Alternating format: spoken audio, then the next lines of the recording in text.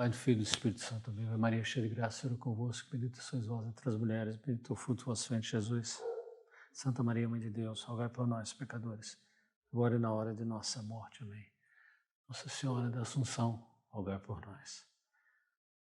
Santos 16 Carmelitas de Compiègne, rogai por nós. Bom, vamos começar então uma série de conferências sobre a Revolução Francesa, talvez o evento que mais marcou a história da humanidade, né? Nesse momento, né, na Revolução Francesa, nas suas várias fases, né, e peripécias, né, e várias faces, surgiu em grande escala, né, a questão da mentira na história, né? A questão da farsa na história, o ancestral da fake news apareceu aqui. Nós vamos começar, obviamente tem algumas coisas que foram aí sendo adaptadas ao longo do tempo e com isso que nós vivemos até hoje, né? Alguns conceitos que surgiram na Revolução Francesa. Então, nessa primeira conferência, e talvez um pouco mais do que na primeira conferência, nós vamos repassar a bibliografia, uma bibliografia realmente sumária, né, da Revolução Francesa. A gente tem uma bibliografia disponível para quem quiser ver, deve ter aí quase uns 1000 livros, né? Se você contar Napoleão, se contar todas as outras coisas ligadas à Revolução Francesa, né? Eu não vou citar aqui ainda a questão da Vendéia, muito pouca coisa sobre Napoleão, vou concentrar mais na fase da Revolução Francesa, que vai até o Grande Terror, né? A Revolução, o Terror e o Grande Terror, né? Então, em alguns livros comentados aqui, eu vou já falar alguma coisa, aproveitar para falar alguma coisa, para também não ficar uma coisa monótona só de livros. Então, vamos começar aqui com umas obras mais gerais, né? Eu comecei a ler bons livros sobre a Revolução Francesa há quase 20 anos. Antes eu só li bobagem. Um dos livros é esse aqui, que está encadernado a pleno couro, né? Tão interessante que eu achei, mandei encadernar em pleno couro, que é justamente o primeiro que é citado aqui, que é o Warren Carroll, né? The Guillotine and the Cross. É um livro de 1991, a capa do livro é essa aqui, né?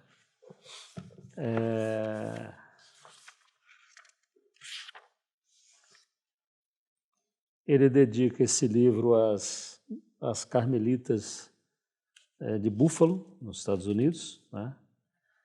O Warren Carroll já faleceu, mas deixou uma obra espetacular, quer dizer, uma obra que a gente realmente deve ler, né, para aprender determinadas coisas da história, né, principalmente da história em geral. Ele tem uma obra de 6 volumes, né, sobre a história da cristandade, que vale muito a pena ler, né? Eu li todo ele ao longo do tempo, né? E ele escreveu também alguns pequenos volumes, como esse aqui, que é um pequeno volume, sobre eventos específicos da história da cristandade. Por exemplo, esse é A Guilhotina e a Cruz, né? Que é um livro espetacular, é um sumário, é um livro de 200 páginas, né? Mas é espetacular, né? O Warren Carroll é um historiador muito honesto. Ele vem de um background protestante, né? Se converteu ao catolicismo num dado momento, mas já tinha escrito alguma coisa. E a maioria dos livros dele ele dedica à esposa dele, né, que é a quem ele deve essa conversão, né? Então, Warren Carroll é um autor realmente essencial. Depois eu citei esse Philippe Pichot-Bravard, né, que é um jurista, né, um advogado, um jurista francês. Ele escreveu esse livro, La Révolution Française, né, publicado em 2015, que é muito interessante, né? Ele aborda muito do ponto de vista legal as coisas, né? Então é muito interessante. O Louis Madelin, né, é um católico também, né? Ele lutou na Primeira Guerra Mundial, né? Sobreviveu ao massacre da Primeira Guerra Mundial. Realmente a Primeira Guerra Mundial matou aí entre 2 e 3 milhões de soldados franceses. É muita gente, né? E quantos estropiados, né? A gente às vezes se espanta a primeira vez que a gente vai e visita uma cidade como Paris, sempre tem um banco para os estropiados de guerra, né? Isso veio da Primeira Guerra Mundial, né? Foi uma hecatombe, né? A juventude francesa foi dizimada na Primeira Guerra Mundial. E a França, obviamente, foi a responsável pela vitória dos aliados na Primeira Guerra Mundial, mas foi uma hecatombe, a tal ponto que ela, na Segunda Guerra Mundial, ela se rendeu em 4 semanas, né? Então, é uma coisa. O seguinte aqui é um François Furet, né? Esse François Furet, um comunista, ele foi comunista, né? Ele abandonou o Partido Comunista depois da morte de Stalin, né? Então, e é um historiador fundamental, né? Fundamental para mudar a visão da intelectualidade a respeito da Revolução Francesa, né? O François Furet, ele morreu já, né? Grande intelectual. O que é que o François Furet fez em termos de Revolução Francesa? Ele reconheceu a parte do terror, né? O terror é parte da Revolução Francesa. Não dá para adoçar, né? Tornar não sangrenta essa coisa toda da Revolução Francesa. Então ele falou, não, teve sua parte má, né? A Revolução Francesa teve uma parte, isso é reconhecido por uma pessoa que era do Partido Comunista francês, né? Que abandonou o partido, teve a honestidade de abandonar o Partido Comunista francês quando depois dos crimes, que os crimes do Stalin foram publicados e reconhecidos, né, pelo seu sucessor, né, o Khrushchev, né?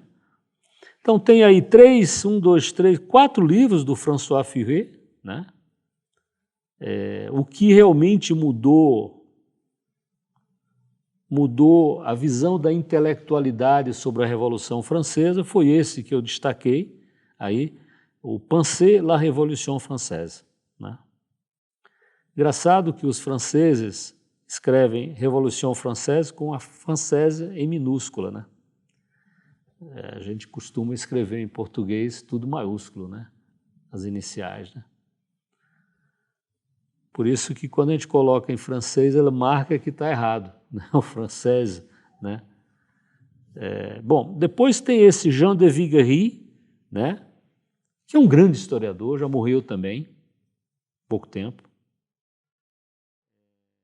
Tanto o François Furet como o Jean de Viguerie é um católico, né? Um grande historiador, um grande pensador, um grande intelectual. Ele escreveu um dicionário dos tempos das luzes, né? Como François Furet também tem. Ele escreveu um dicionário crítico da Revolução Francesa, está aí na lista, né? Com essa Mona Uzouf, que é bem inferior a ele, mas ele é um grande intelectual, né? Então, esse Jean de Viguerie, eu cito ele em outros lugares aqui dessa bibliografia, porque ele realmente é muito importante, um grande intelectual.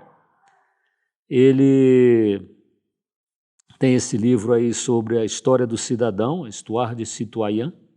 Essa história de cidadão começou, obviamente, na Revolução Francesa, né? O povo era o quê, né? Você tinha que ter um título digno, vamos dizer assim, e distintivo para o povo, né? Para as pessoas, né? Era o cidadão, né? Era o título de cidadão. Ele também escreveu um livro muito interessante, né? As moças, né? As mulheres das luzes, do tempo das luzes, o século das luzes, né? E as mulheres e as sociedades de espírito em Paris. Havia muitas sociedades intelectuais na França, né? No mundo todo, mas na França em particular. A França era o país mais importante da Europa, né? Isso até Napoleão ainda era, por ser o país mais rico, o país mais populoso da Europa, né? Então, as sociedades, esses encontros que as pessoas faziam nas suas mansões, nos seus palácios, né, eram muito importantes, e foram muito importantes na formação da intelectualidade francesa, né? E teve uma influência enorme na Revolução Francesa, né? Então, Jean de Viguerie. Esse Christopher Dawson, ele escreveu um livro que não foi publicado em vida dele, se eu não me engano. Não foi. Ele começou a escrever isso nos anos 1930, o livro acabou sendo publicado algumas décadas depois. Eu acho que ou ele já tinha morrido ou ele estava já numa situação em que ele não tinha como escrever mais, etc., né? Christopher Dawson, Os Deuses da Revolução. É um livro espetacular. Não é um livro para contar a história, mas é um livro que faz uma análise, não é? Da Revolução Francesa, né? O que causou, qual foi o pensamento, quais são as consequências. Todos os livros do Christopher Dawson são interessantes. Muitos deles existem em português, né? Esse aí eu li em português, mas eu comprei a versão em inglês também. Christopher Dawson era um grande católico, né? Nasceu no país de Gales, na Inglaterra, e foi professor nas universidades americanas, principalmente. Esse vale muito a pena ler também, Christopher Dawson. Ele tem livros sobre a formação da cristandade, né, o cisma da cristandade, né, na época da revolta protestante, etc., né? Muito interessante. Esse Pierre Gaxot escreveu um livro clássico aí sobre a Revolução Francesa, onde ele conta a história da Revolução Francesa, tá? Esse Emmanuel de Warrisquiel, né, ele escreveu muitos livros sobre temas da Revolução Francesa. Eu coloquei esse aqui logo no início porque ele fala dos 7 dias, né, que criaram o ambiente para a Revolução Francesa, né? O nome do livro é 7 jours, né, os 7 dias, né, de 17 a 23 de junho de 1789. Foi aí que foi delineado um caminho, né, que foi seguido até o fim, exacerbado, exagerado que seja, né? É muito interessante. Depois eu cito aí um livro de referência, né, são 12 volumes, todos esses livros a gente tem aqui, tá? Todos esses 100 e tantos livros que eu vou citar aqui, não vou citar todos, mas vou mostrar, vai estar na tela aí, tem aqui, ou aqui ou em casa, né? Eu guardo os livros que eu uso mais, eu acabo guardando em casa. Então, esse livro aí, La Révolution, Recherche sur l'origine et la propagation du mal en Europe. O livro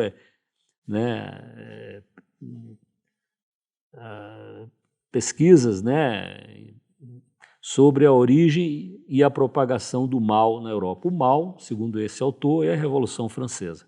É de um padre, né, Monseigneur Jean-Joseph Gaume, né?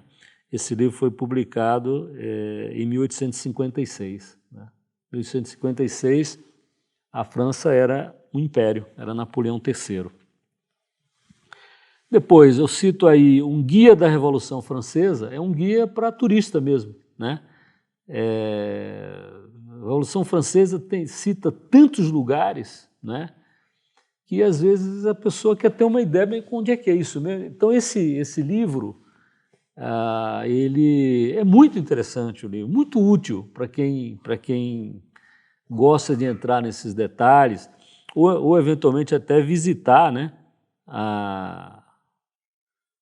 os lugares da Revolução, não só em Paris, principalmente em Paris, mas não só em Paris, né, em outros lugares da França também. Né. Esse Christopher Hibbert é um divulgador da história, vamos dizer assim, né? Ele não é, talvez ele não seja um historiador de formação, né? Mas os livros dele são agradáveis. Ele tem muitos livros sobre essa coisa de história, né? Depois tem 2 livros aí que eu não vou comentar, sobre o iluminismo, né? As aberrações do iluminismo. O livro é interessante, o título é interessante, né? É uma discussão intelectual de professores de universidade, está aí. Né? Depois esse Jeremy Popkin, né, que também fala sobre as notícias de jornais durante a Revolução Francesa.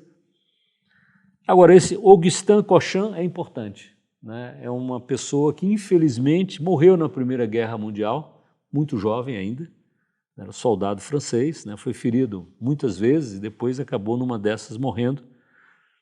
Ele é um grande católico e um grande pensador. Né?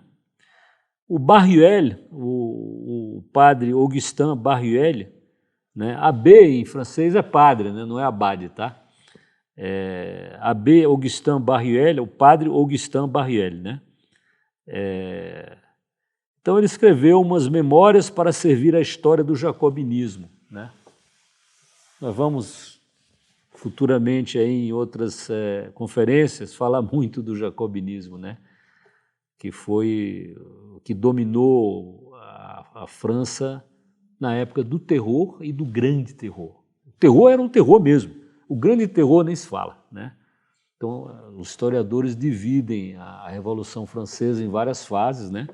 Tem uma fase chamada o terror e outra fase chamada o grande terror. Né? Depois tem esse Paul Pisani, né?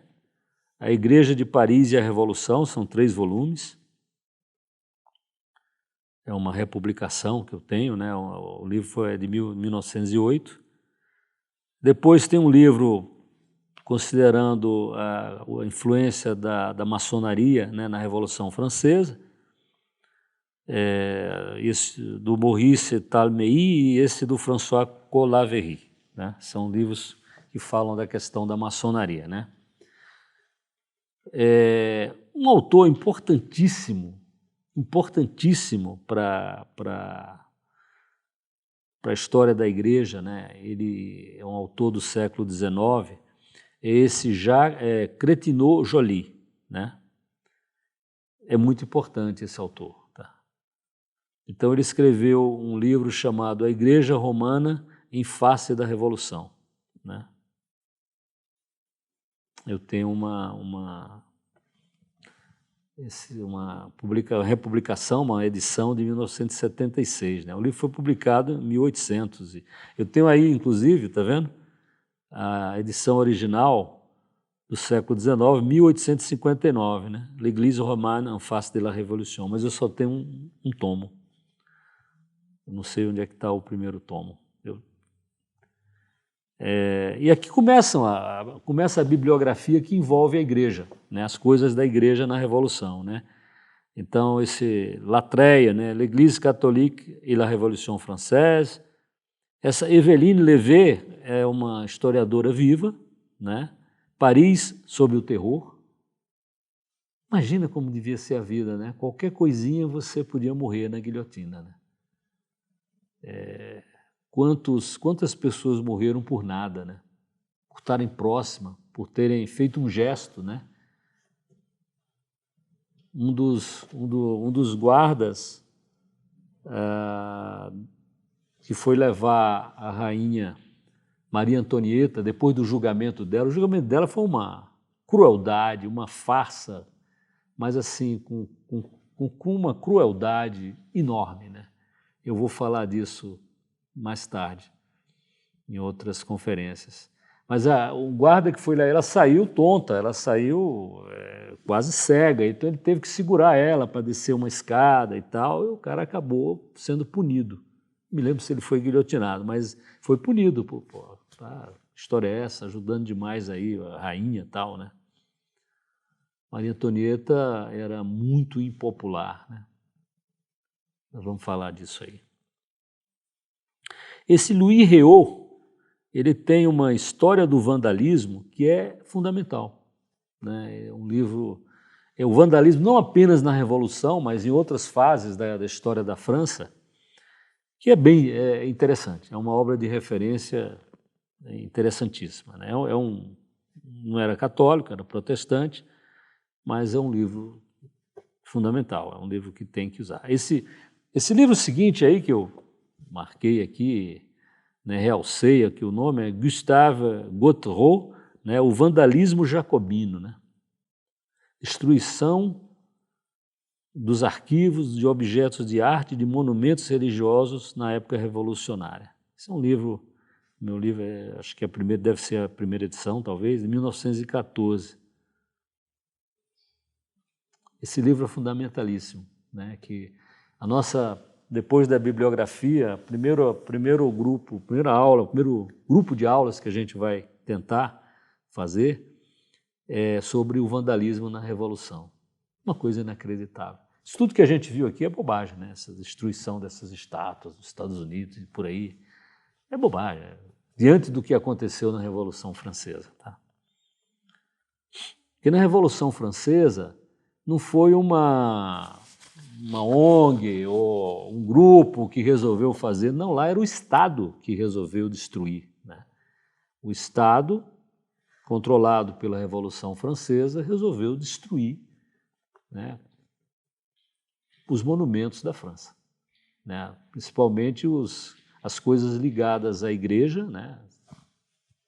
Todos os bens da igreja foram tomados e postos à venda, né? Felizmente não conseguiram vender. Muita coisa não conseguiram vender, mas muita coisa conseguiram vender.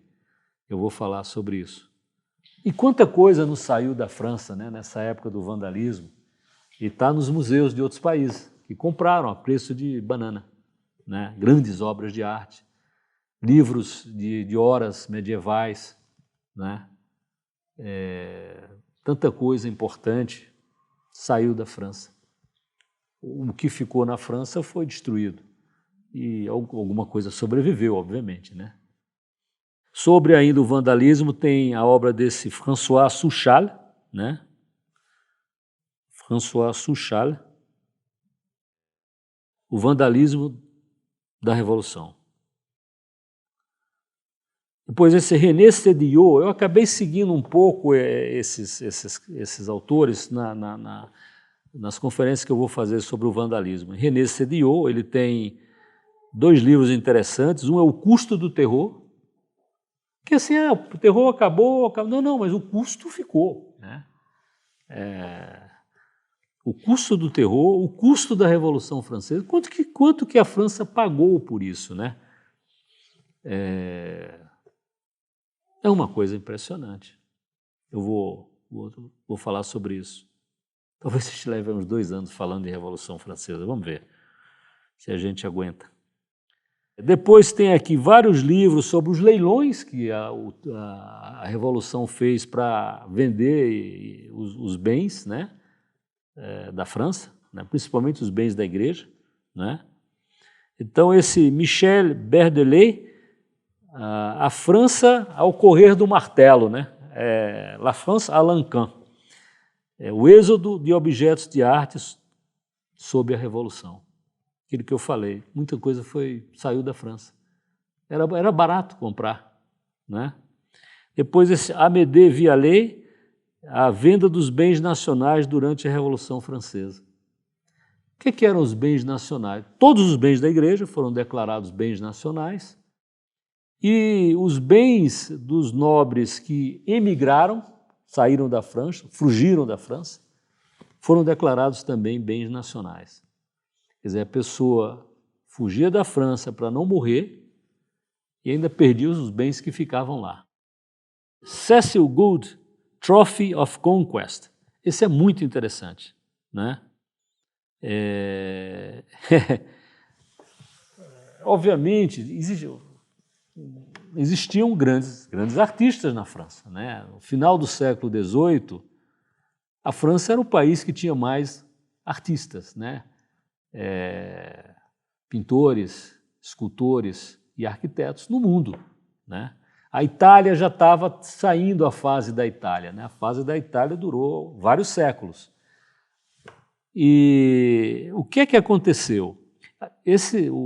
Por exemplo, a Revolução Francesa, mas principalmente Napoleão, quando ele tomava uma cidade, né, ele assinava um tratado de paz e dizia: eu vou pegar as 100 obras de arte que eu quiser dentro da cidade.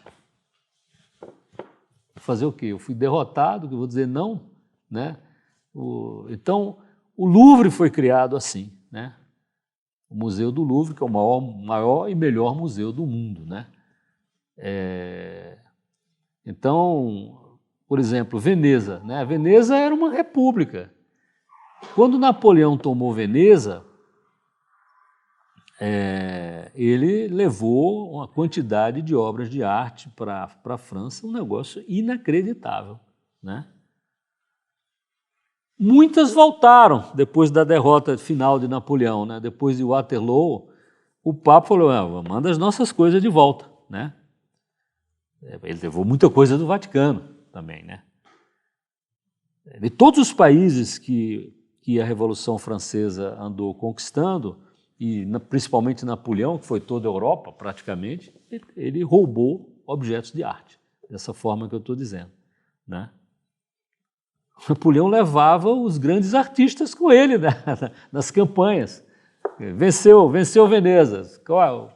Perguntava ao assessor dele quais são as obras que a gente leva para a França, né? Até uma coisa interessante para ver qual era o gosto artístico da época, né? O maior quadro que existe no Louvre foi roubado de Veneza, né? Que é as Bodas de Caná, né, do Veronese. É um quadro espetacular. Na minha opinião, é o quadro mais espetacular do Louvre, né? Então, está lá até hoje, porque depois que Napoleão foi derrotado, devolve as coisas, esconderam muita coisa para não devolver. E esse aí estava bem escondido, nunca voltou para Veneza. Então, as Bodas de Caná, ela ficava num convento, numa daquelas ilhazinhas ali de Veneza, e nunca voltou. Mas é uma coisa espetacular. Quando eu der uma aula sobre esse tema em particular, que é o roubo da arte, que eu vou chamar, eu vou mostrar esse quadro para vocês de uma maneira mais detalhada, para você ver como é que você tira uma coisa dessa de um país, né? Que a história do país está ali, a alma do país, a inteligência do país, né? A arte do país, levou. Né? O Napoleão levou os cavalos, aqueles cavalos que ficam em cima, ficavam na época, né, em cima da Basílica de São Marcos, em Veneza, levou para a França, né? Então, assim, foi assim, né?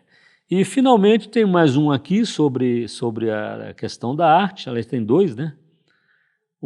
Tem um sobre o Museu dos Monumentos Franceses, de Alexandre Lenoir. Vou falar sobre esse cara. Esse cara criou um museu, né, com a pilhagem geral que foi feita na França. De certa forma, ele salvou algumas coisas, né? Não é nenhum herói por causa disso, porque deixou muita coisa. Pensou, você diz, não pode pilhar e tal, ele ia morrer, né? Então, mas ele defendeu alguma coisa e criou um museu para guardar. Ele criou um museu que depois se tornou o Museu do Louvre, né, esse museu que ele chamou Musée des Monuments Français, né? Então tem um livro aqui sobre isso. Todos esses livros tem aqui, tá? Só estou... E finalmente aqui esse Marcel Marion, né?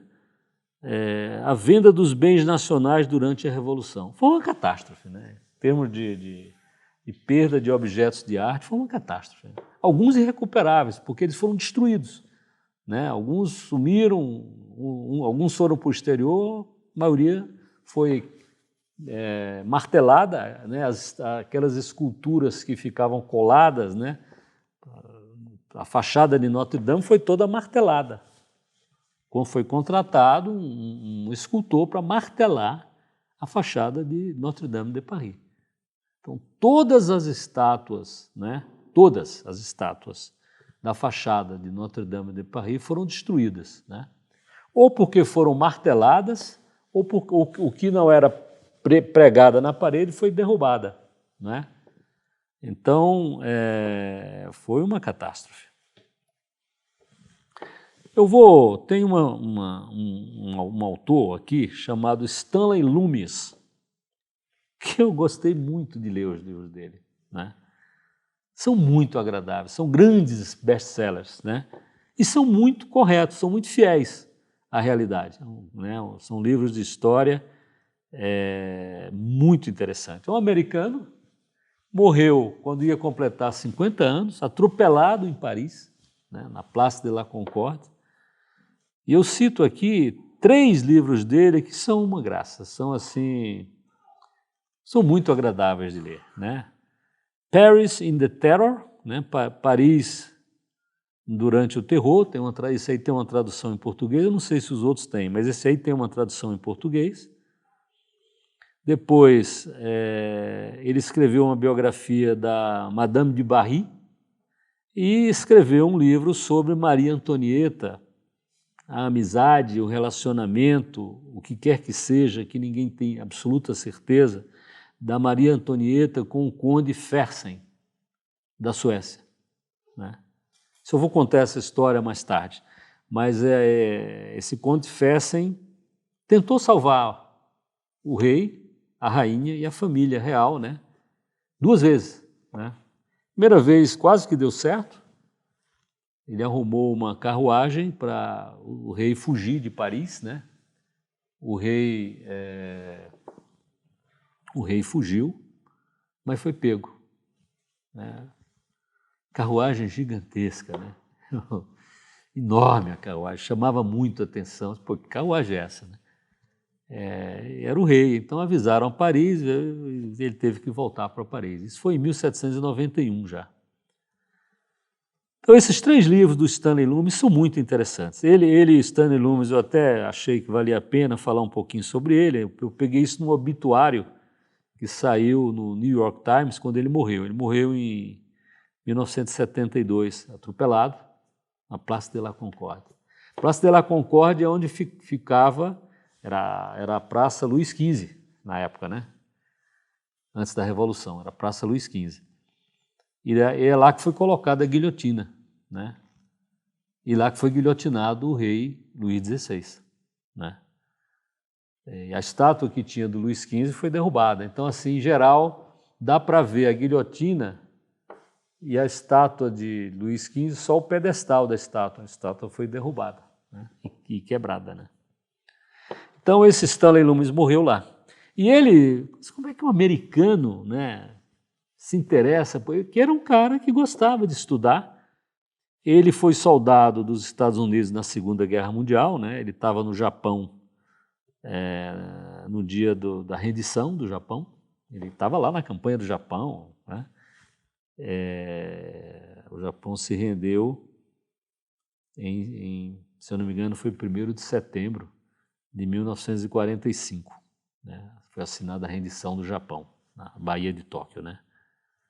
Bom, eu vou citar aqui esse Claude Quetel, né, que tem 3 livros dele. Tem mais livros dele, mas eu estou citando 3, porque ele desmistifica uma coisa que ou seja, a Revolução Francesa, o primeiro símbolo da Revolução Francesa que é a tomada da Bastilha, né, é uma fraude, né? A história toda ela é uma fraude, né?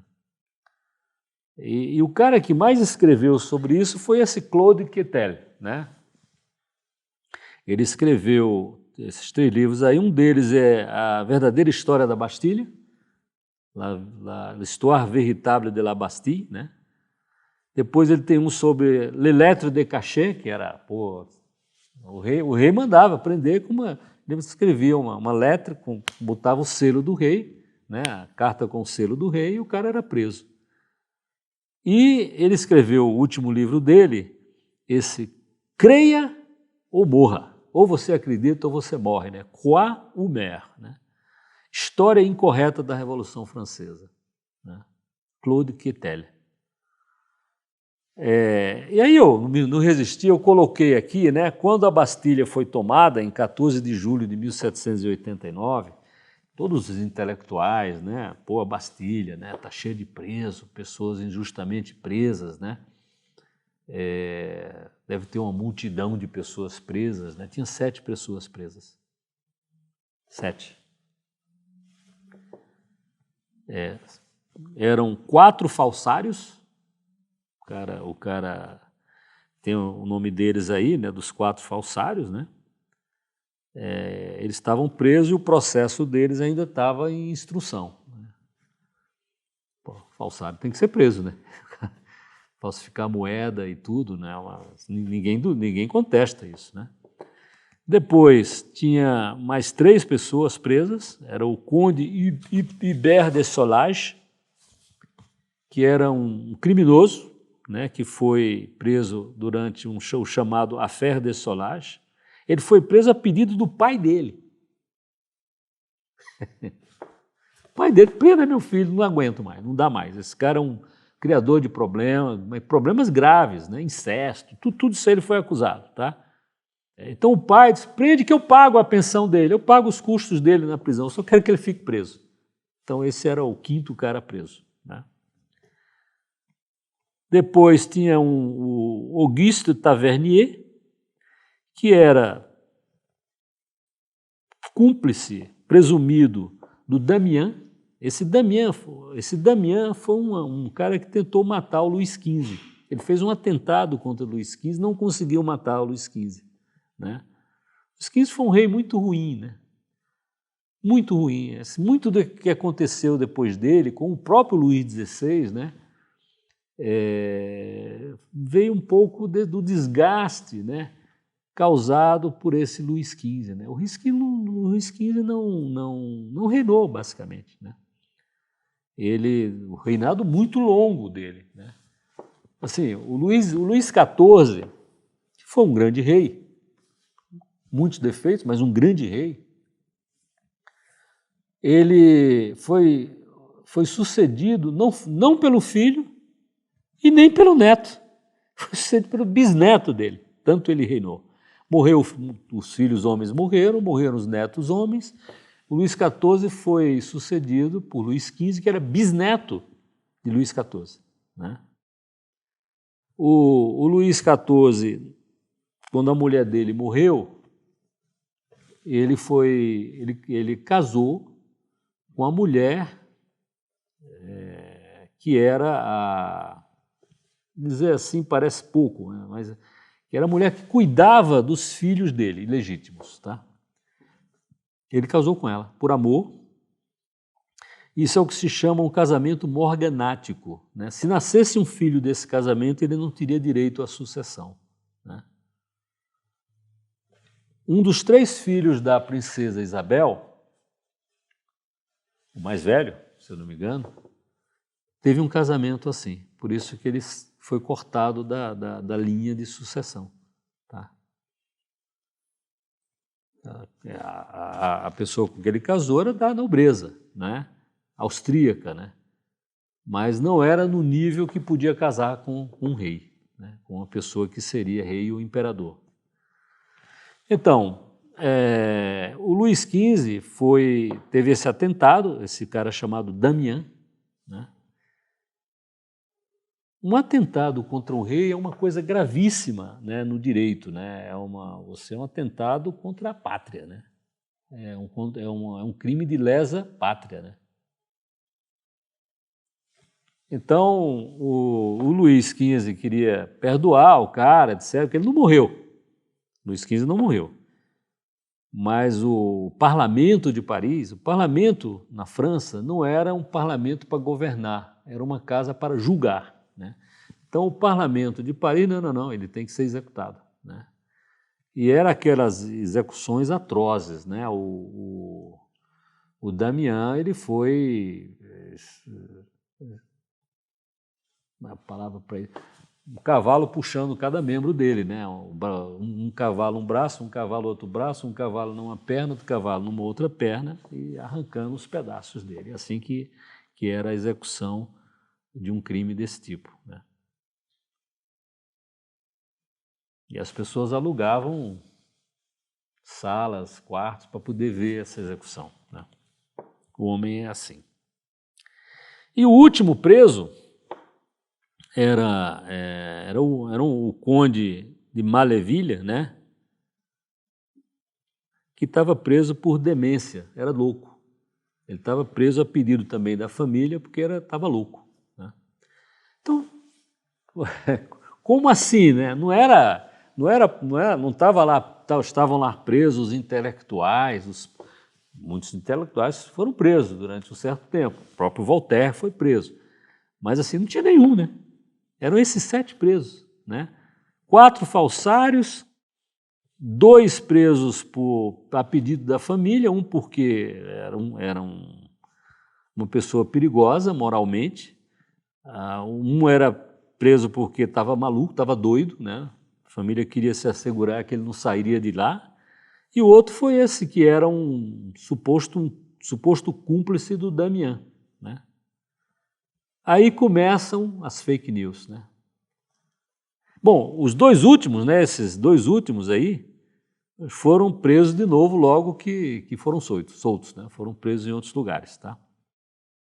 Mas como assim, né? Para os revolucionários, como não tinha ninguém preso, pô, que história é essa, né? Então eles inventaram um preso, criaram um preso, né? E tem até o livro dele, eu tenho esse livro aqui, né? O nome do livro é Le Comte de Lorge, né? Prisioneiro na Bastilha durante 32 anos, né? Aprisionado em 1757. Nós estamos aqui falando da Bastilha em 1789. Então são 42 anos, né? Então, preso desde o tempo de Damiens, né? E posto em liberdade em 14 de julho. O livro é distribuído em Paris, porque não tem um editor, né? Setembro de 1789. É uma invenção, inventaram essa história. E a descrição dele, a capa do livro que eu tenho é essa daí, que é uma edição nova, né? É um facsímile da edição, né? Então, o negócio é assim, ó. Os revolucionários ficaram tão decepcionados de encontrar esses 7 prisioneiros, né, em nome tão pequeno, né? E tão sem prestígio, não é nada, que esses 4 falsários, não dá para fazer um jogo ideológico aí, né? Que eles inventaram um falso prisioneiro, né? Chamado Conde de Lorge, né? Um infeliz, um velho infeliz que foi encontrado acorrentado, meio nu, com os cabelos e barbas que pareciam aquelas divindades fluviais, né, das ilustrações, né, aquela barba, aquela coisa assim, né?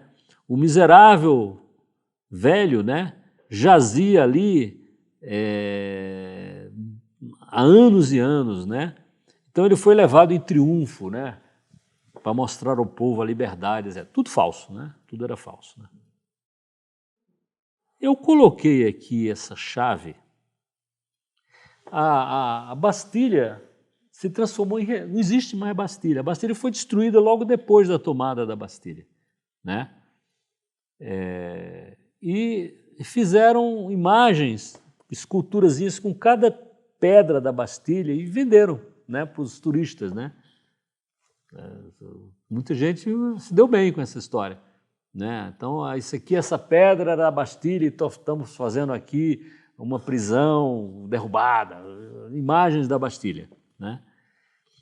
E a chave da principal prisão da Bastilha, olha que coisa interessante, né? Essa daí, ela está em Washington, essa chave, em Mount Vernon, né, que era a casa, né, de George Washington, né, que primeiro presidente dos Estados Unidos e a pessoa que realmente fez a independência, né, conduziu todo o processo, todas as guerras e lutas, né, da independência dos Estados Unidos. Os Estados Unidos só ficou independente por causa da França.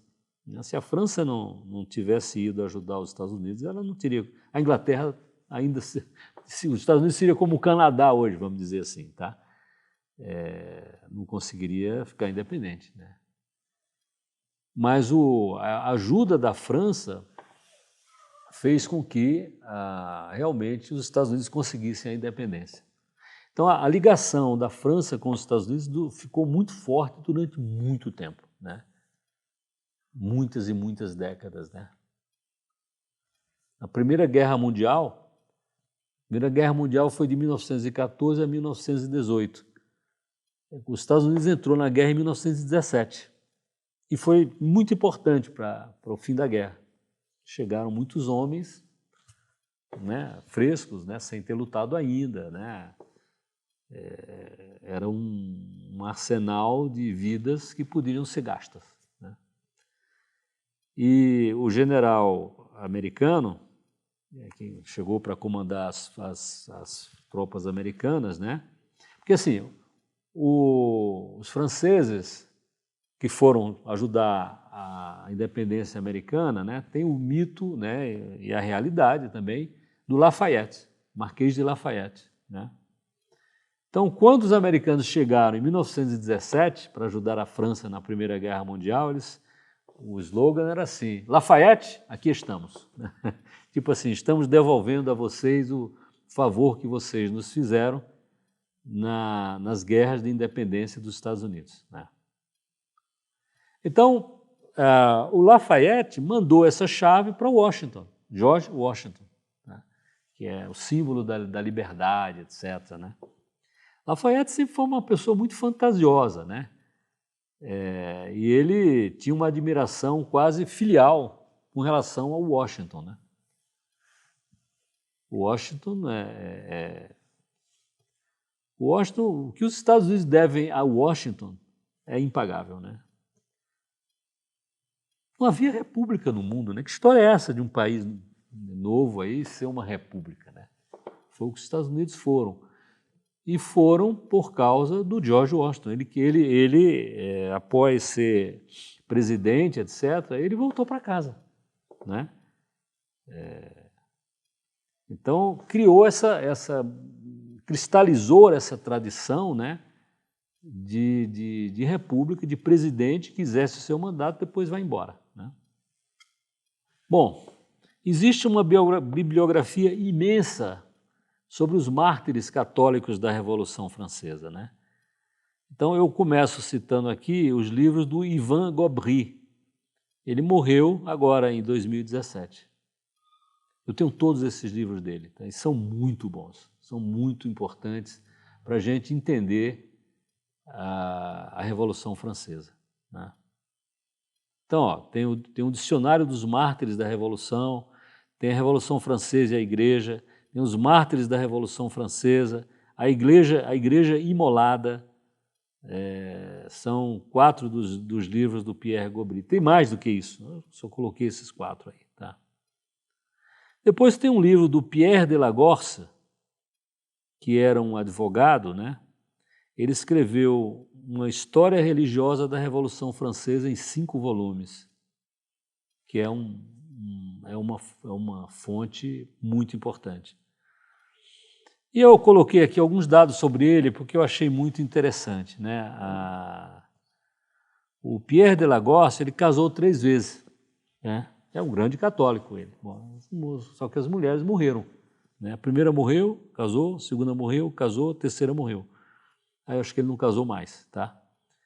E o que eu achei interessante nele, que me chamou a atenção nesse Pierre de Lagos, é que ele pediu demissão. Ele era um juiz, era juiz, né?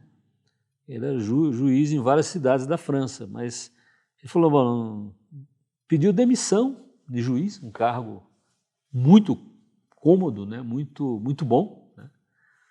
Porque ele achou que ele não conseguiria implementar as leis que a República Francesa, né, a partir de 1880, né, eram muito anticlericais, né, e muito anticatólicas, né, as leis da República Francesa. Né. Isso é uma coisa a se estudar, né? Como é que a França, né? Bom, isso obviamente é uma herança da Revolução Francesa, né? Mas como é que a França, né, se tornou tão anticatólica, né? Por que a Revolução ocorreu na França, né? Dá para pensar muito, né? Se você quisesse destruir, vamos dizer assim, danificar, destruir é impossível, mas danificar a igreja, nada melhor do que destruir, danificar a França, né? E foi o que aconteceu com a Revolução.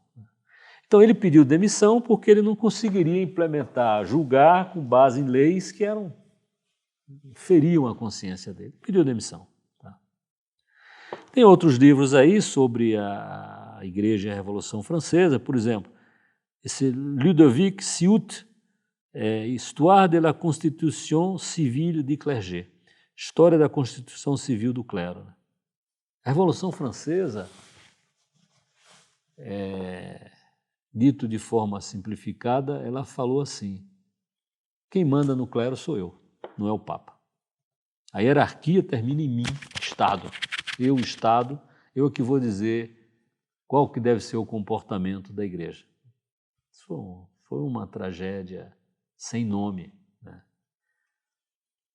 A quantidade de padres que foram mortos, né, guilhotinados, presos, mandados para a Guiana Francesa. A Guiana Francesa era chamada de a guilhotina seca. Ninguém sobrevivia na Guiana Francesa, né, pelas doenças, né, pelo clima. Então, ser mandado para a Guiana Francesa quer dizer assim, eu vou morrer, né, na Guiana Francesa. Em vez de ser guilhotinado, né, eu vou morrer na guilhotina seca, que era a Guiana Francesa. Então, aí tem vários livros, né, Os Mártires de Setembro, né, Setembro de 92.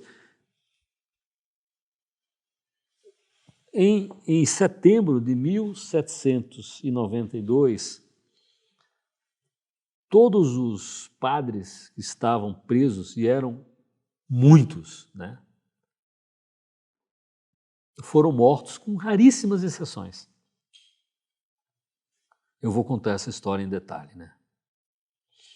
E curioso é que a Bastilha, a prisão do tirano, né, a prisão símbolo, puxa, temos que derrubar a Bastilha. Então a Revolução Francesa derrubou a Bastilha e todos os conventos, todos não, mas muitos conventos da França se tornaram prisão. Não tinham onde colocar, as prisões comuns, né, não conseguiam abrigar a quantidade de presos que a Revolução fez. Né?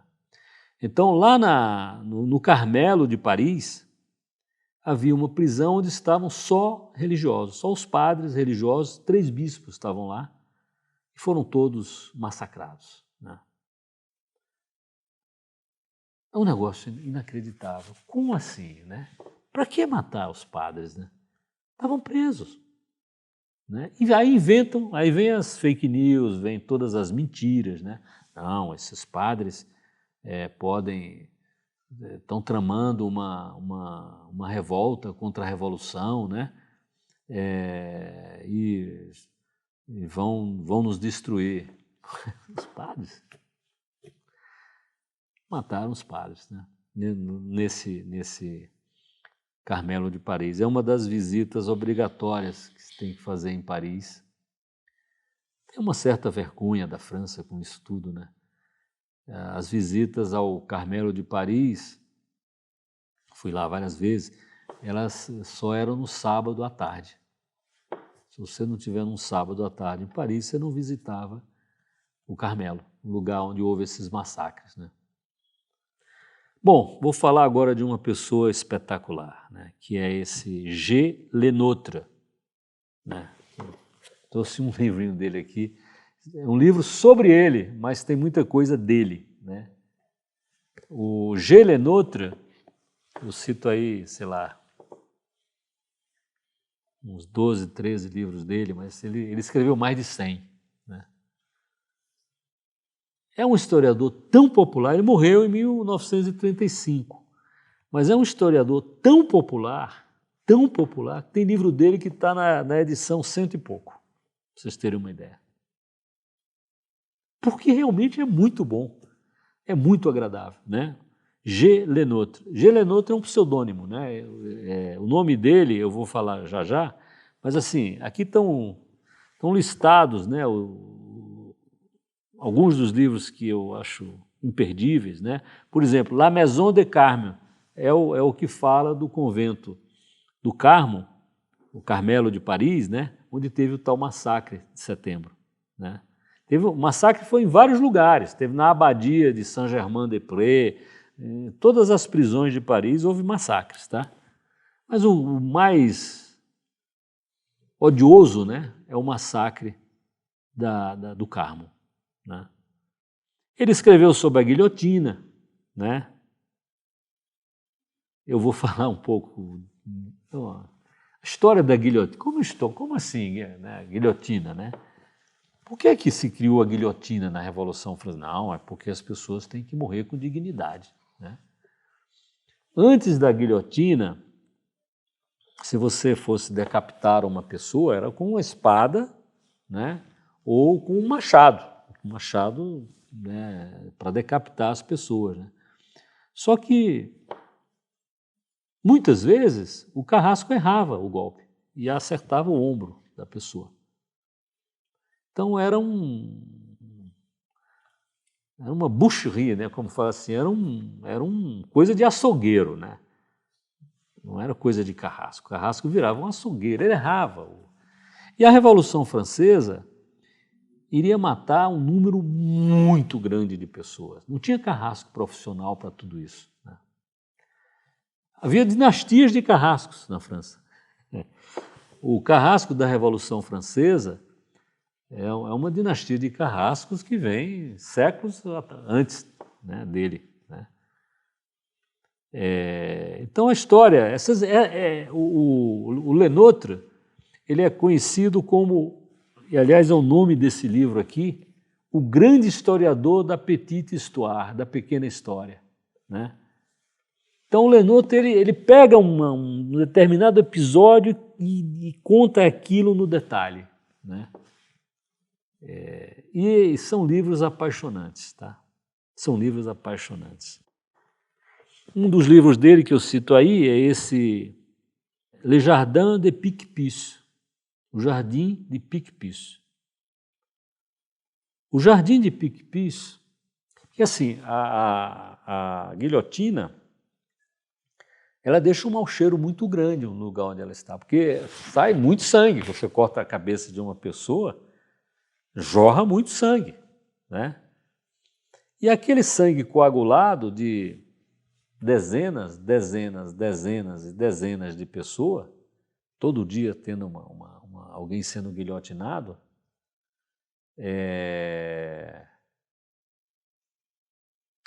deixa um mau cheiro enorme. O sangue coagulado deixa um mau cheiro enorme. Isso desvalorizou os imóveis, né, do lugar onde estava a guilhotina. Então havia petições e petições dos moradores, pô, tira essa guilhotina daqui, né? E a guilhotina foi mudando de lugar. O último lugar dela foi num lugar chamado a Barreira do Trono. Chamava-se antes da Revolução a Barreira do Trono. A barreira é um lugar onde você cobra imposto, né? É como se fosse É um lugar onde você cobra imposto para entrar em Paris, sair de Paris.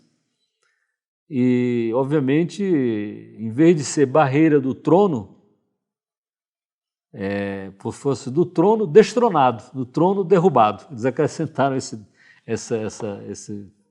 Então, na barreira do trono derrubado, né, foi instalado a guilhotina para o grande terror. Né? Os últimos 3 meses do terror que foi chamado de o grande terror. Né? E as pessoas tinham que ter um lugar para enterrar esses corpos guilhotinados. Né? E era o mais secreto possível, porque é um espetáculo pavoroso, né? Aquele monte de corpo sem cabeça. Né? A carroça, quando saía da prisão para o lugar da guilhotina, eram várias carroças. Na época do Grande Terror, eram 3, 4 carroças por dia, levando as pessoas que iam ser guilhotinadas. Né? Então, no caso da barreira do trono, eles acharam um terreno, um lugar chamado Jardim de Picpus, que era uma região onde tinha casas de saúde, porque o clima era agradável, ventilado, né? Imagina o terror do dono dessas casas de saúde, né? Puxa, a guilhotina veio para cá, né? Então eles o Estado francês, né, da Revolução, comprou um terreno nesse Jardim de Picpus para colocar essas pessoas que foram guilhotinadas. Eram covas comuns, né? No primeiro dia vinha, botava o cara lá, não jogava terra não, botava cal, né? Para não feder, o corpo se decompor mais rápido e tal. No outro dia mais gente, quando enchia a cova, né, a fossa, uma fossa grande, aí abria outra, né? Então eu fui lá nesse lugar, sabe? É uma coisa absolutamente tocante, tá? Difícil de achar, não achei, não que eu seja bom de achar, né, coisas assim, mas devia achar, né? Olhando no mapa assim, devia achar, né? Fui lá com o Alexandre. E depois, eu estou falando isso, a história do Jardim de Picpus, eu vou contar isso em 1 ou 2 aulas depois, mas assim, passado o terror, né, derrubado o Robespierre, guilhotinado, o Robespierre foi guilhotinado, mudaram a guilhotina para o primeiro lugar onde o rei foi guilhotinado, né, que é hoje a Place de la Concorde, né. Mas as pessoas que tinham parentes que foram guilhotinados lá e estavam guilhotinados lá nessa Praça do Trono, queriam saber onde eles estavam. Quando eles voltaram para a França, Napoleão deixou voltar, etc. Onde é que estão os meus entes queridos que foram guilhotinados? Né? 1.300 e tantas pessoas foram guilhotinadas nesse jardim na época do Grande Terror. Né? Onde é que eles estão enterrados? Né? Então, descobriram isso, né, e compraram o terreno. Então, lá hoje é um jardim, é um cemitério privado.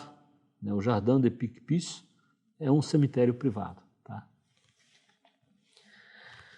Tem outro livro do Lenôtre, é esse Les Noyades de Nantes, né? As afogações de Nantes. Né? Porque assim, o afogamento é uma palavra muito suave para mostrar, para dizer o que é que eles faziam na cidade de Nantes, né? Os presos eram colocados num barco fechado, iam para o meio do rio ali, na foz, furavam e o cara morria afogado. Tá? Essas eram as Noyades de Nantes. Não gosto. Como assim? Cadê o iluminismo? Né? Cadê o humanismo, né? Cadê a fraternité, né? Como assim?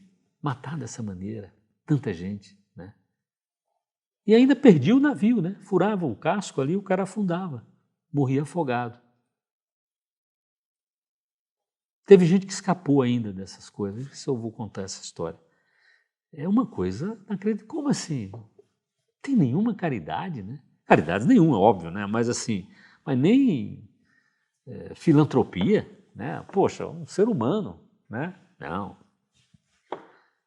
E às vezes tinha um negócio chamado o casamento republicano, né?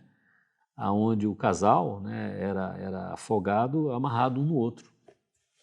Estava dentro do rio. Crueldade, sim. Como é que um negócio desse chega nos dias de hoje com fama, né? Que fez tudo isso. Isso é que o François Furet disse, não, aguenta aí, tem muita coisa má na Revolução Francesa. François Furet, Partido Comunista, né? Mas é uma pessoa honesta, né? Não, peraí, não é isso que a gente acha, né? Tem ele escreveu vários livros sobre Robespierre, né? Uma pessoa, engraçado, né? Todos esses grandes artífices da Revolução, né? A maioria morreu, foi guilhotinada. Danton foi guilhotinado. Né? Os grandes artífices foram quase todos guilhotinados, inclusive o Robespierre. Né? Porém, existe estátua, né, de Danton, né, lá na Saint-Germain, né, na Avenida La Saint-Germain, no Boulevard Saint-Germain, né? Mas não tem de Robespierre, né? É muita crueldade. Eu vou falar daqui a pouco, acho que é logo aqui, ó. A frase do Robespierre é uma pessoa muito particular, né? Muito peculiar, né? Porque ele era chamado de o incorruptível. Sim, mas ele não se corrompeu, né? Ninguém comprou ele, né?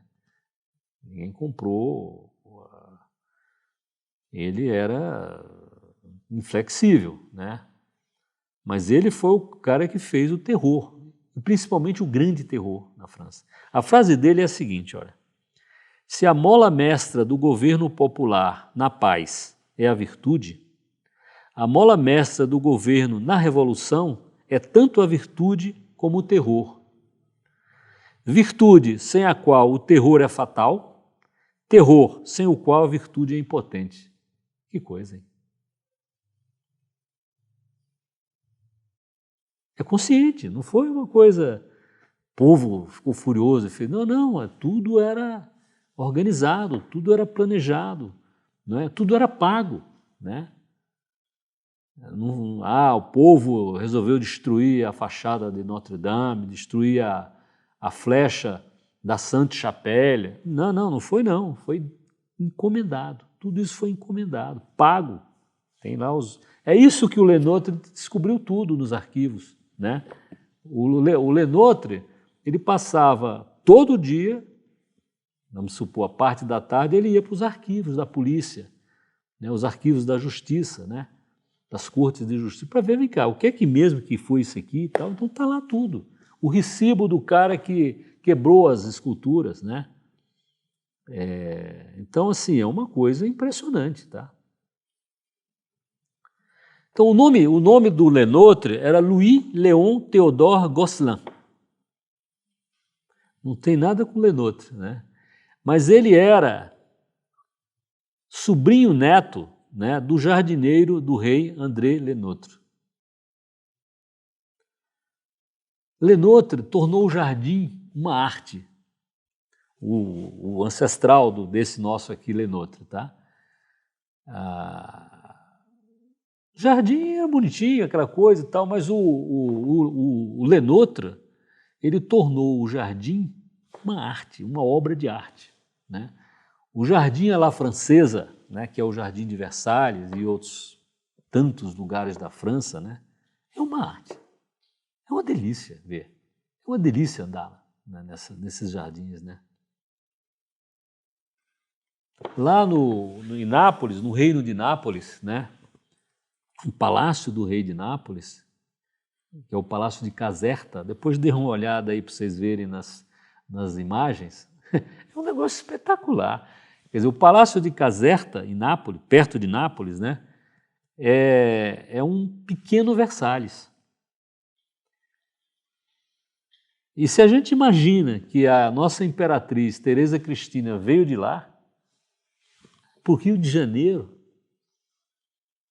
na década de 1840, chegou lá, o palácio era o Palácio de São Cristóvão. Ela deve ter achado muito estranho, entendeu? Dei uma olhada no Palácio de Caserta, né? Primeira coisa que eu disse, poxa, vem cá, né? Tudo bem, né? Era do rei, o imperador do Brasil, Dom Pedro II, ficou muito decepcionado, né, quando viu Teresa Cristina chegando lá no Rio de Janeiro, né? Não era nada daquilo que estava na pintura, né? Era baixinha, manca, né? Dizem que ele falou para a ama dele, que estava com ele ainda, né? Fomos enganados, né? Da dama, fomos enganados. Mas ficou com ela até o fim da vida, né? E teve 3 filhos, né, com ela. E um morreu logo, o homem, mas sobraram as 2 mulheres, né? Mas assim, então eu estou falando o jardim Então o nome dele, ele pegou esse nome porque pelo lado, nos ancestrais dele, tinha esse cara que era o artista dos jardins da França, né? Que criou essa nova arte, que era a arte do jardim, né? A França sempre teve. A França criou a arte no vidro, né?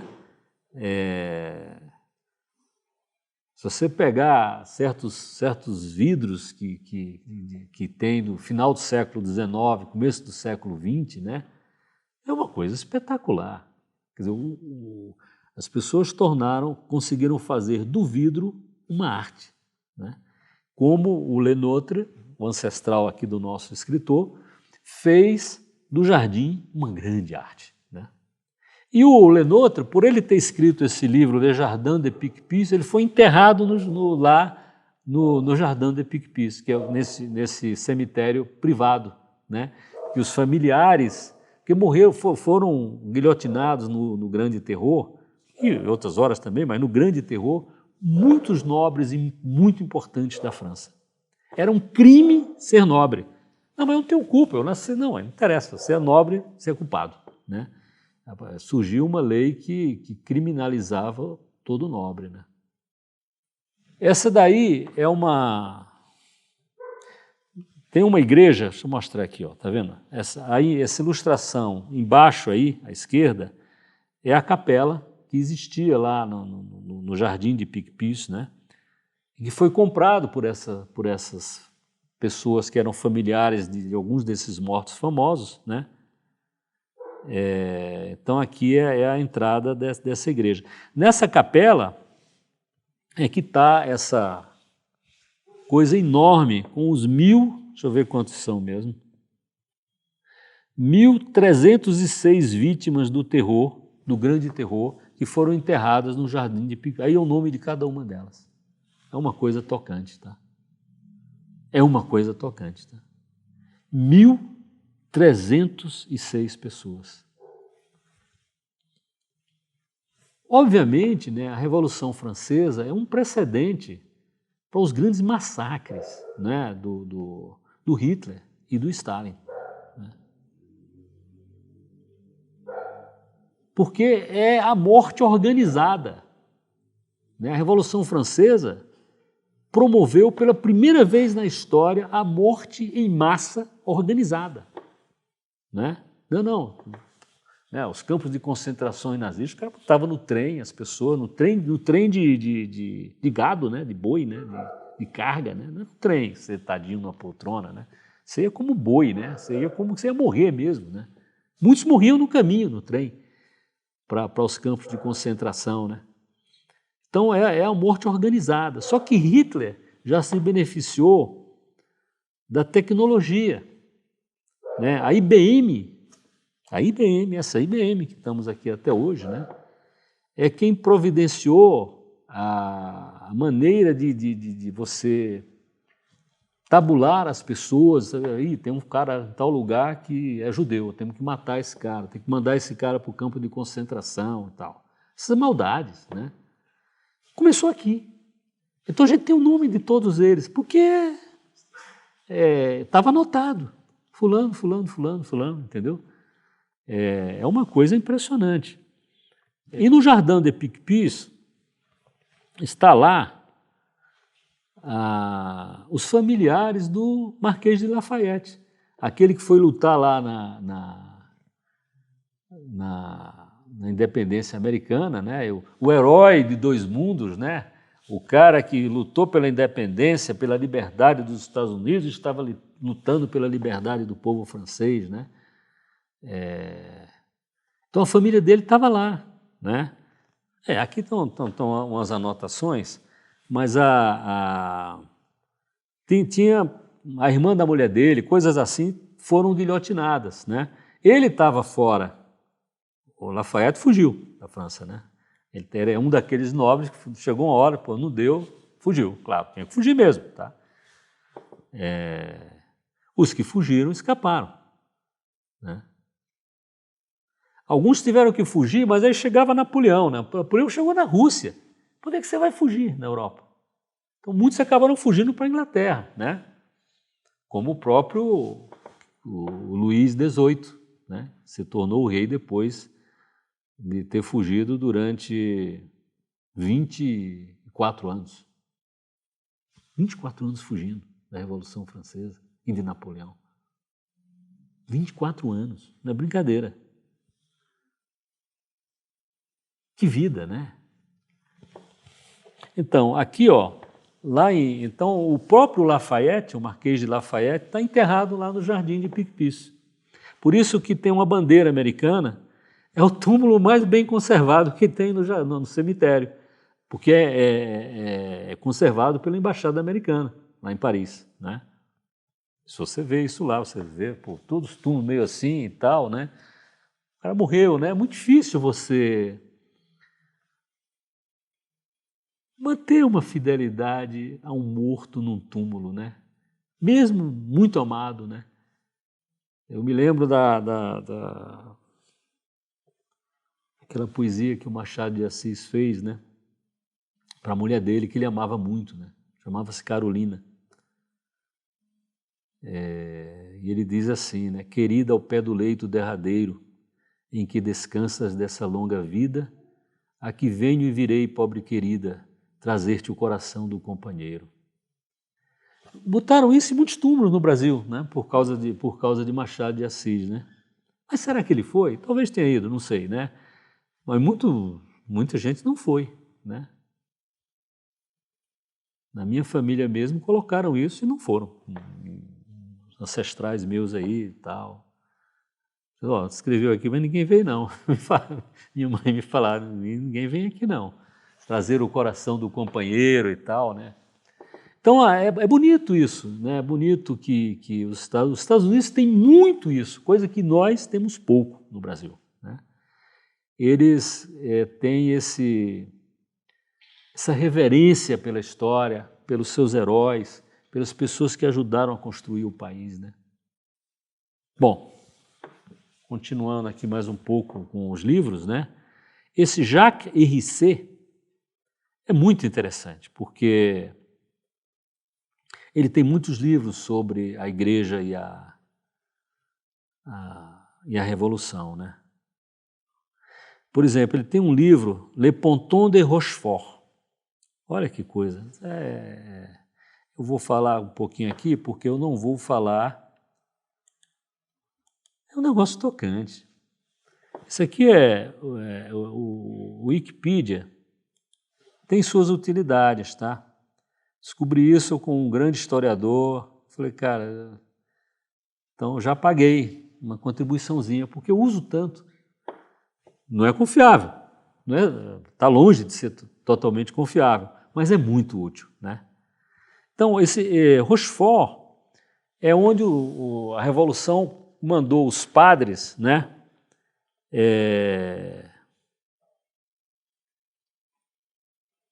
Que iam ser deportados para a Guiana. Ou seja, eu vou matar esses padres, mas não vou matar na guilhotina. Basicamente é isso, tá? É uma multidão de padres, tá? É uma multidão de padres, tá? A Inglaterra foi inundada de padres e religiosos franceses. Inundada. Foi isso que, inclusive, ajudou a Inglaterra a mudar a percepção que ela tinha da Igreja Católica. Porque os nobres né? E os padres tinham que viver na Inglaterra. Né? Como é que você vai viver num outro país assim? Você chegou sem nada, né? Então, dando aula, trabalhando, né? Então, assim, os Estados Unidos recebeu muito desses nobres que fugiram da Revolução, conseguiram fugir, nem sempre você conseguia, tinha que falsificar a coisa, né? Tem uma história, eu vou encontrar isso ainda direitinho, é uma das histórias futuras aí, tinha uma manteiga da duquesa lá nos Estados Unidos. Os Estados Unidos adora a nobreza, né? É uma república e tal, não tem duque, não tem marquês, não tem nada, mas, poxa, os caras adoravam casar. O americano, quando se tornou muito rico, casava muito com a europeia, na nobreza europeia, né? Winston Churchill, né? Talvez o político mais importante do século passado, não é? A mãe dele era uma americana rica, né? E o pai dele era um nobre inglês, né? Então havia muito essa mistura, né? Os dois bem ruinzinhos, viu? Os dois bem ruinzinhos. Mas o Churchill tinha, por exemplo, o Churchill sempre foi fiel à mulher dele, né? Nem o pai nem a mãe foram dele, né? Mas ele foi a mulher dele. Como é uma coisa curiosa, né? Mas eu quero ver aqui os padres, a lista dos padres que foram que estavam nesse pontão de Rochefort e que morreram na época do Grande Terror e depois do Grande Terror, porque depois que mataram o Robespierre, não mandaram trazer os padres, não, libera os padres. Não, continuaram presos e morrendo, né? Então, nesse pontão de Rochefort, tem, dos que morreram ali, o João Paulo II, o Papa João Paulo, beatificou 64 padres. A quantidade de santo que esse negócio deu na Revolução Francesa, né? Está aqui a lista dos padres, ó. 64. Então, é tocante esse negócio, tá? Imagina a confusão que isso todo que não deu na vida das pessoas, né? Esse Jacques Hérissé escreveu esse livro, Le Ponton de Rochefort, 1792-1795. Nesse período, os padres ficavam presos a bordo de navios. Morriam no navio ou iam morrer na Guiana Francesa, não é? Tem um livro dele aí que é interessante, que é La vie religieuse à Paris sous la terre. Você não imagina. A gente está muito mal acostumado com a nossa capelinha aqui, né? Nossas coisas, né? O que acontecia com uma pessoa que estava presa e ia ser guilhotinada? A pessoa que estava presa e era julgada, vamos dizer assim, 90 e tantos % dos julgados eram condenados à morte. Não era, não, tal, vamos ver. Teve uma época que não tinha mais advogado de defesa. A lei da Revolução Francesa aprovada, não, se você vai ser julgado, é porque você é um inimigo da República, não precisa mais de advogado de defesa. Pô, acabou com a defesa. Não tinha mais testemunha, nem advogado de defesa. Era um júri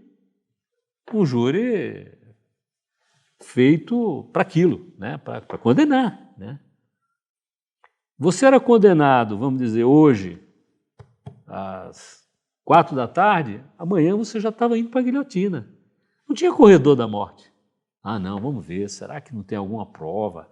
Bom, vamos matar o cara, porque se morrer e a gente descobrir que a pessoa não era culpada, o cara está morto. Então, não, vamos devagar. Não. Você era condenado hoje e era executado amanhã, sem dúvida. Era sempre assim, entendeu? Então, essa vida religiosa... E como é que esse cara se confessava? Como é que o preso está lá isolado na prisão lá de Paris? O cara era julgado do lado da prisão, né?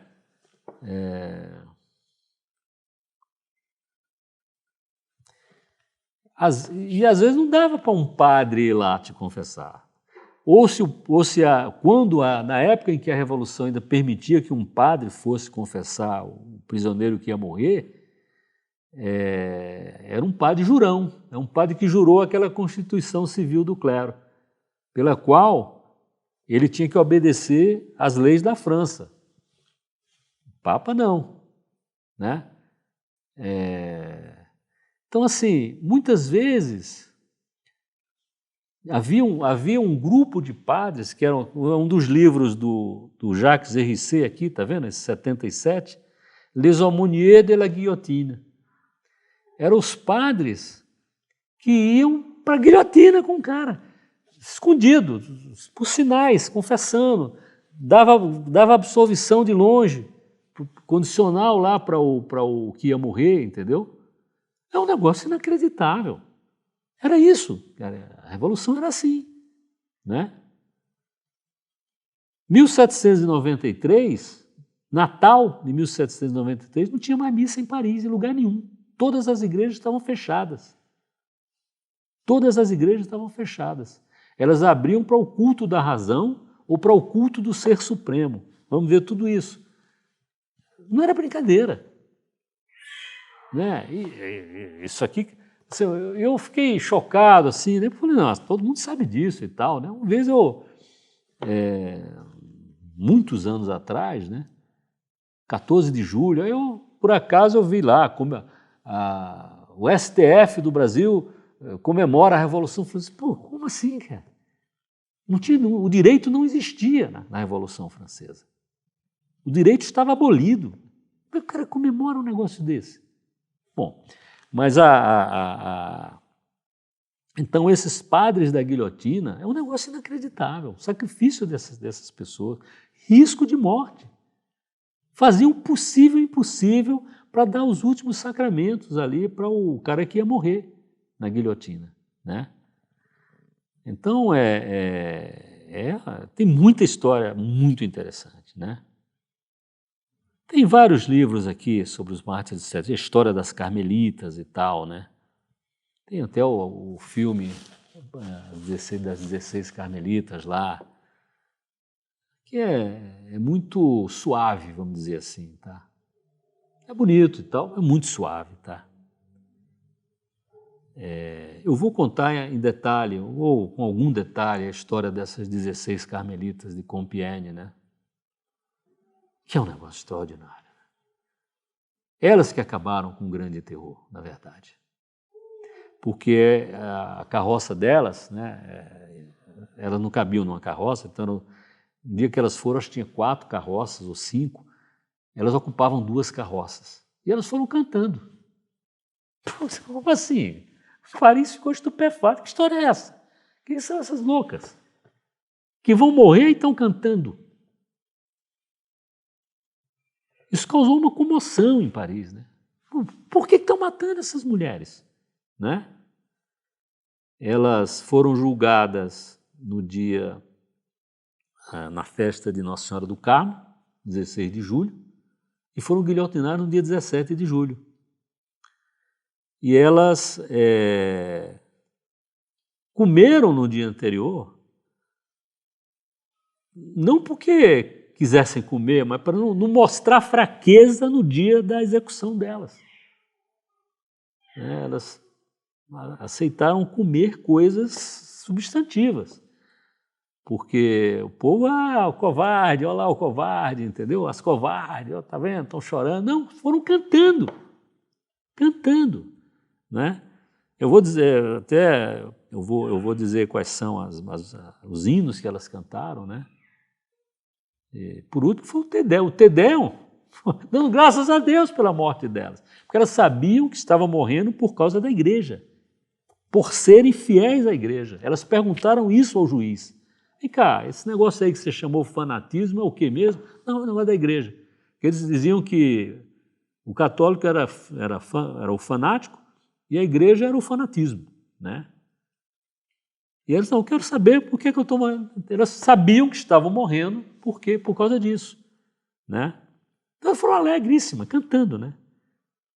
E eu me deparei com um livro agora, esse que eu marquei aí, esse William Bush, To Quell the Terror, The True Story of the Carmelite Martyrs of Compiègne.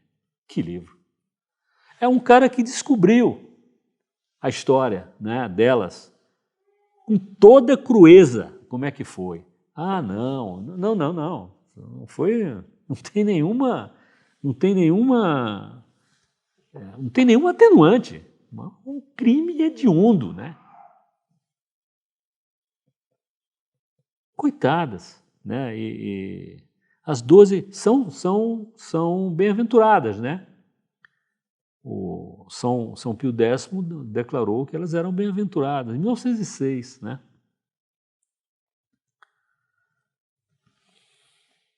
Então esse cara descobriu, né? E o livro dele ele vai dizendo, não, eu achava isso, mas olha, não é não, eu estava errado, era assim.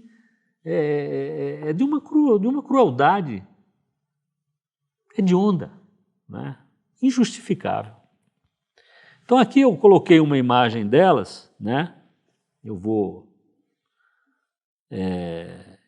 elas foram para a guilhotina no dia 29 do mês de Messidor. Vou falar sobre essas coisas, né? Eles tentaram, a Revolução Francesa fez tudo o que podia para riscar da memória a igreja, né? E as coisas da igreja, né? Mudaram o nome dos meses, o nome dos dias da semana. Fizeram a folga não ser mais no domingo. Tudo que tivesse nome de santo, por exemplo, a rua Santa Antoine era a rua Antoine, a rua Antônio. Faubourg Saint-Antoine, famosíssimo até hoje em Paris, né? Não, Faubourg Antoine. Não gosto de santo mais não, né? Então eles tentaram, é como hoje, né? Não é o dia do médico, sei lá, o dia de não sei, não. É o dia do santo, entendeu? Então hoje se tenta também fazer, não, o dia do amigo e tal, né? O dia de não sei o quê. Isso é para tirar a memória dos santos, né? Tirar os santos do calendário, né? Começou com a Revolução Francesa, em larga escala, né? Começaram a contar essa história de contar o ano a partir deles, foi a Revolução Francesa, ano 1 da Revolução Francesa, né? Ano 2, então agora é ano tanto da República. Pô, meu amigo, não tem o menor interesse em saber qual é o ano da República, né? Eu quero saber o ano da era cristã, né? É uma coisa. Então elas foram, às 16, né? Elas foram cantando o Salve Regina. Era longo o caminho da prisão até a barreira do trono lá, né? Perto lá do Jardim de Picpus, né? Era mais de 2 horas de caminhada, de trajeto, né? Nas carroças. E o povo xingando. Mas cantando não, né? Que história é essa? Né? Então elas começaram cantando o Salve Regina, depois o Te Deum, agradecendo. O Te Deum é um hino de agradecimento. E depois elas terminaram com o Miserere. Miserere mei Deus, né? Uma por uma, então a superiora foi a última, pediu para ser a última para ser guilhotinada, para dar coragem às outras 15, né? Cada uma delas, antes de subir os degraus, está vendo o degrau aí da guilhotina? Ela se ajoelhava diante da superiora e pedia licença para morrer.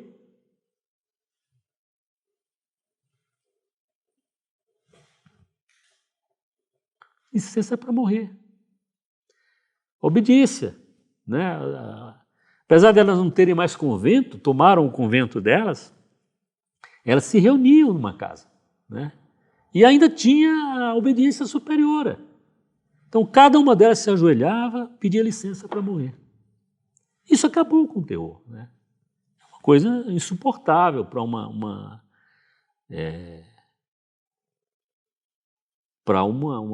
povo, por mais cruel que seja, né? Um povo no meio da rua. Você fala, peraí, que história é essa?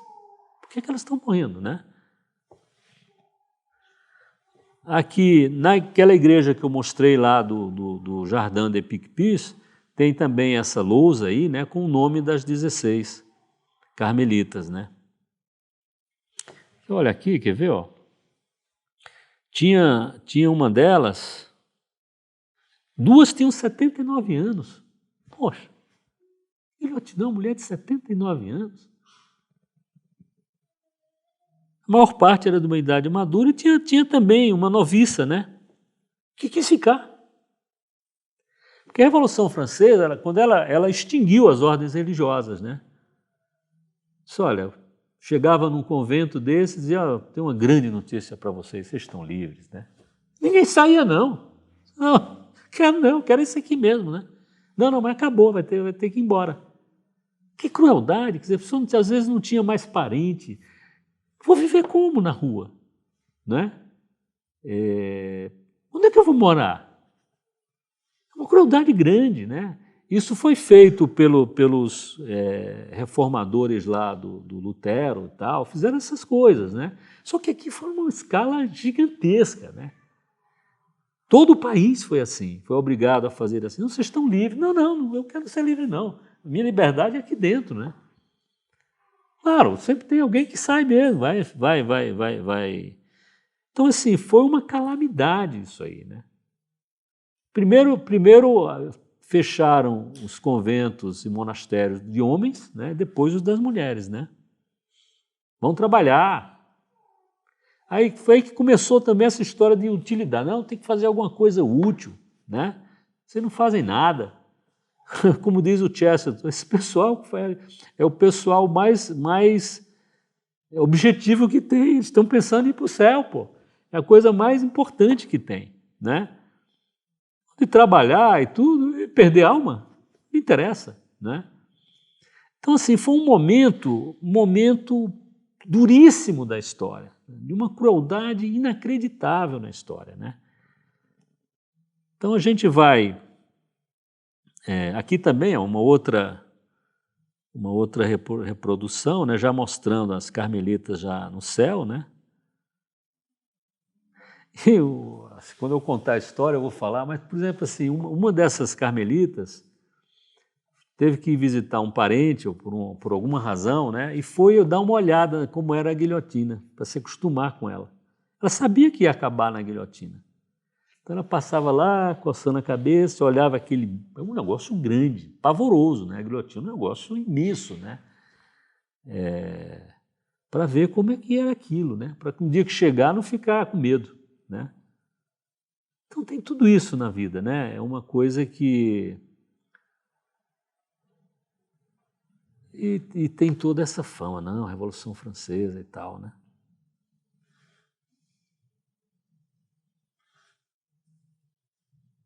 Bom, vamos parar aqui. Acho que na próxima eu vou contar uma história que eu nunca tinha ouvido. Eu tinha um livro da pessoa, quer ver o nome dele aqui? Um cara chamado Gouverneur Morris. É um dos heróis da independência americana, né? Eu só conhecia o livro dele, né? Que eu não tinha lido. Ele era uma pessoa da alta aristocracia americana, ele fez a independência com Washington e tal, e ele foi para Paris para negócios. E Washington nomeou embaixador dos Estados Unidos na França, de 1789 a 1794. Ele viu todo o período da Revolução, o começo da Revolução e o fim do Grande Terror, né? E ele fez um diário. É uma coisa espetacular, porque ele tinha conhecimento da vida, ele sabia como era a vida, entendeu? E vocês vão ficar muito surpreendidos. Ele tinha uma perna de pau, um braço todo queimado. Quiseram matar ele. Ele foi o único grande embaixador assim, de país que não fugiu da França na época do terror, né? Ficou lá, falou, cara, eu vou ficar aqui. Né? E queriam pegar ele, enforcar ele, matar ele e tal, né? Aí ele tirou a perna de pau dele, né? Foi com isso, foi lutando pela liberdade que eu perdi minha perna, né? Aí o povo, em vez de matar, carregou ele como um herói, né? Tudo falso, porque a perna ele perdeu num acidente de carruagem, né? Mas o mundo é assim, né? Quer dizer, haja fake news nessas coisas, né? Então ele falou, não, perdeu num acidente de carruagem, né? Teve que amputar a perna. Depois o médico que amputou disse, eu não sabia, não estou certo se devia ter amputado, não. Depois que amputou a perna do cara. Esse cara é uma coisa espetacular, tá? Eu vou dar até um link, se vocês quiserem ver a história dele, contada por um cara que contou, não o livro dele, mas contando a história dele. É muito interessante. É muito interessante. Ele que fez o preâmbulo da Constituição Americana. Eu vou falar isso com calma, mas assim, o preâmbulo que chegou para ele dos delegados lá que estavam na convenção, e o que saiu dele, água para o vinho.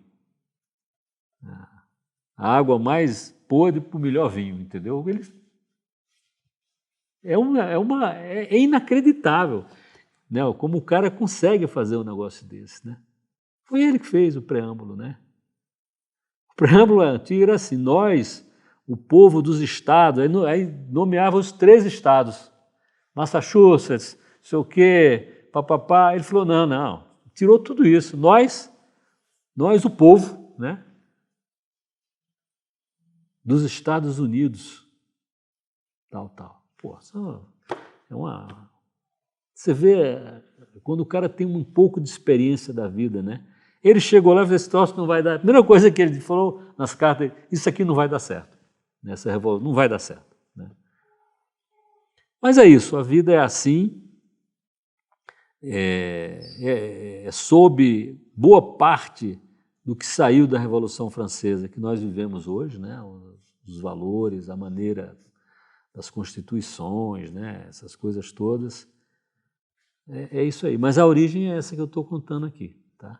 Então, na próxima aula, deve ser provavelmente no próximo sábado, a gente provavelmente termina essa coisa da bibliografia e começa já logo depois coisas da Revolução Francesa. Então, eu não vou contar a história, vou pegar coisas, porque é muito grande, né? A história da Revolução Francesa são muitos e muitos volumes, né? Não vale a pena. Então, você tem que pegar coisas e dizer, como o que a Revolução Francesa fez em termos de vandalismo, como é que ela tratou a igreja, né? Como é que as coisas foram acontecendo, como é que as pessoas reagiram, e os emigrados, né? Como é que eles fizeram para viver, né? Como a duquesa que foi para os Estados Unidos e vendiam a manteiga com o nome, a manteiga da duquesa, que é uma coisa que fez sucesso nos Estados Unidos, né? Mas é isso. Então, voltamos no próximo sábado. Pai do Filho e do Espírito Santo, amém. Ave Maria, cheia de graça, Senhor é convosco, bendita sois vós entre as mulheres, bendito é o fruto do vosso ventre, Jesus. Nós, pecadores, agora e na hora de nossa morte. Amém. As 16 Carmelitas de Compiègne, rogai por nós.